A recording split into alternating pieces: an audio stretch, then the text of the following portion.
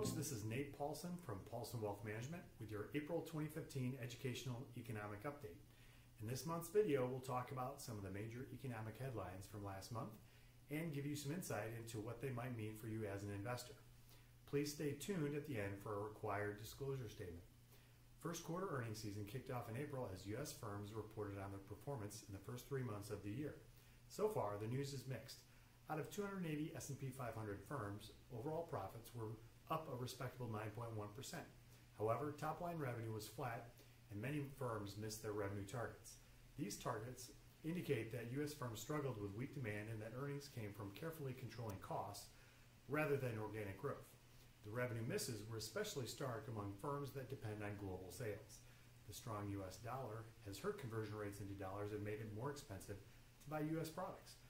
Volatile oil and soft global growth also affected many firms. On the positive side, firms were still able to squeeze out some respectable profits. We also got our first look at Q1 economic growth. The advanced estimate of gross domestic product showed that the economy basically ground to a halt in the first quarter, growing just 0.2%. Though this early report is based on incomplete data, we can see that exports plunged, businesses slashed investments, and consumers held on to their wallets for dear life.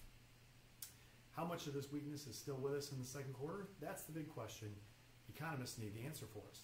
So far, we know that consumer spending edged upward in March and that wages increased in the first quarter, giving Americans more money to spend. Hopefully, a warmer spring and summer will give consumer spending and businesses and activity a boost. Last month, the Federal Reserve Open Market Committee meeting was also a major event. Investors watched the meeting closely to see if the Fed would offer any more guidance about future interest rate hikes. Instead, the Fed completely removed all calendar references from official statements, indicating that a mid-June raise is very unlikely. The takeaway for investors is that the Fed is being very sensitive to the economy and to financial markets and isn't ready to commit to interest rate hikes yet. This is good news because it shows that the Fed is being very cautious and won't make any sudden moves. In the weeks ahead, investors will be thinking hard about whether first quarter weakness is continuing into the second quarter. While some of that can be attributed to seasonal winter factors that have faded with warmer weather, currency issues and oil price volatility may still be with us.